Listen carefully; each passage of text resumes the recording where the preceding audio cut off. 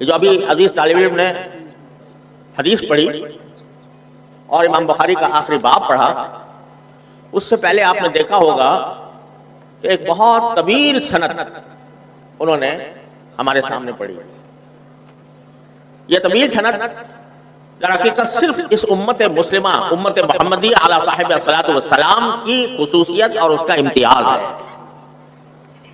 جو دنیا میں کسی بھی مذہب اور کسی بھی ملت کو یہ امتیاز حاصل نہیں کہ اس کے جو پیشوا سینکڑوں سال پہلے گزرے یا ہزاروں سال پہلے گزرے، ان کے ارشادات یا ان کے کلمات کی ان کے پاس سندیں متصل موجود ہوں. آج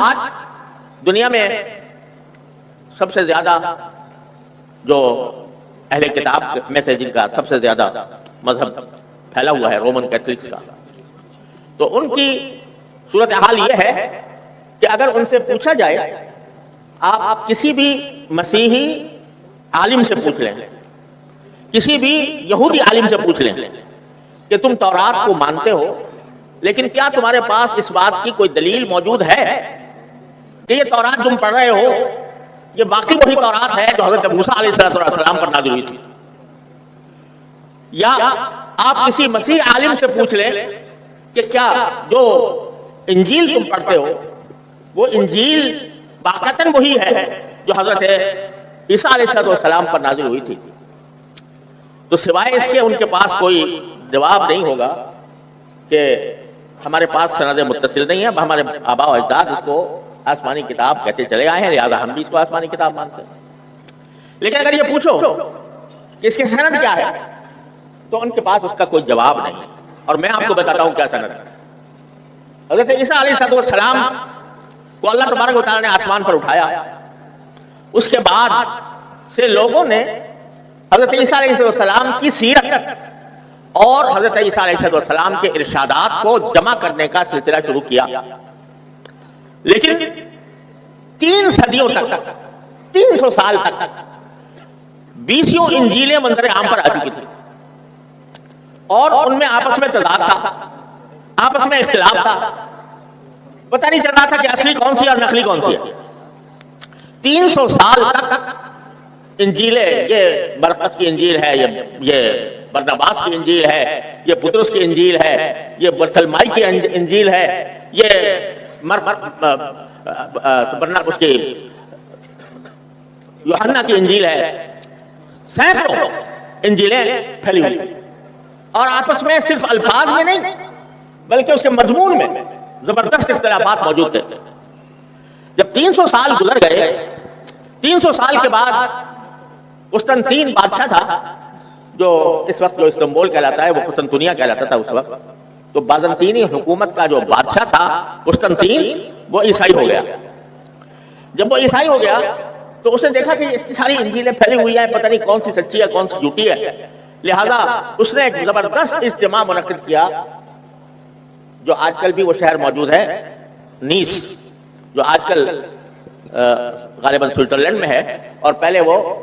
اٹلی میں تھا. اب فرانس میں ہے، معاف کیجیے گا، اب فرانس میں ہے، پہلے وہ اٹلی میں تھا.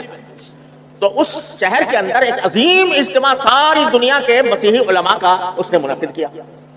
اور کہا بھائی فیصلہ کرو کون سی انجیل صحیح ہے کون سی غلط ہے. یہ 300 سال کے بعد یہ سوال اٹھایا گیا،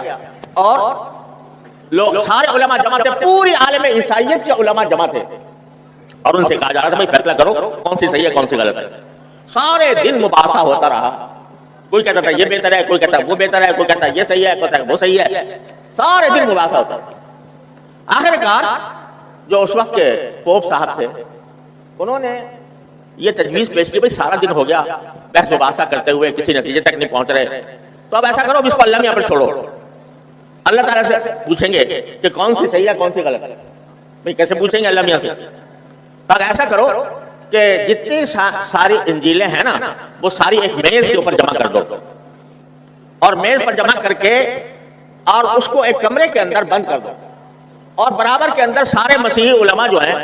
وہ علماء اور راہب وہ سارے کے سارے جمع ہو کر یہ دعا کرتے رہیں کہ اللہ جو جھوٹی ہو وہ گر جائے، جو جھوٹی ہو وہ گر جائے. جھوٹی ہو گر جائے اس میل سے۔ جب صبح کو بیدار ہوئے تو دیکھا کہ باقی ساری گری پڑی ہیں، صرف 4 موجود ہیں۔ میں نے کہا بس فیصلہ ہو گیا، یہ 4 انجیلیں جو ہیں یہ اصلی ہے اور باقی جو ہے وہ سب جھوٹی ہیں، کیونکہ اللہ میں نے گرا دیا ان کو زمین پر۔ ایک مورخ ہے جو یہ واقعہ لکھتا ہے کہ یہ واقعہ پیش آیا تھا جس طرح ان 4 انجیلوں کو، یہ 4 انجیلیں باقی متی، مرقس، لوقا، یوحنا، یہ 4 انجیلیں بس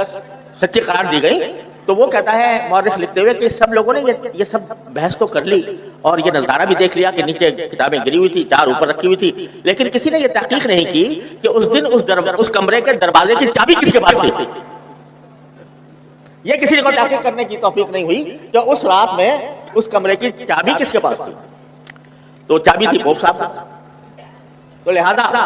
اس کے نتیجے میں جو 4 انجیلیں ہیں وہ معتبر قرار پا گئی اور باقی ساری جو ہیں وہ رد کر دی گئی۔ یہ ہے سند ان 4 انجیلوں کے مستند اور معتبر ہونے کی، اور ان میں بھی آپس میں اختلاف ہے، اب بھی اختلاف ہے، اور ایسی سی باتیں ہیں کہ میں آپ کو کیا بتاؤں کہ اس کے اندر کس طرح ان کے نسب نامے میں اختلاف ہے، تو حضرت عیسیٰ علیہ السلام کے نسب نامے میں اختلاف ہے، یہاں تک کہ اللہ بچائے اس کے روح سے، اگر معاف کیجیے گا اللہ تبارک و تعالیٰ مجھے معاف کرے، لیکن اس نسب نامے کے روح سے اگر دیکھا جائے تو حضرت عیسیٰ علیہ السلام کا بلد الحرام ہونا ثابت ہوتا ہے، علیہ باللہ۔ یہ ہے سند۔ تو یہ امتیاز صرف نبی آخر الزمان سرورِ عالم محمد مصطفیٰ صلی اللہ علیہ وسلم کو اللہ تعالیٰ نے عطا فرمایا کہ 1400 سال گزر گئے ہیں، نہ صرف قرآن بلکہ نبی کریم صلی اللہ علیہ وسلم کی ایک ایک حدیث کی متصل سند ہم سے لے کر سرکار دو عالم صلی اللہ علیہ وسلم تک موجود ہے۔ آپ نے ابھی دیکھا کہ ہمارے طالب علم نے پڑھا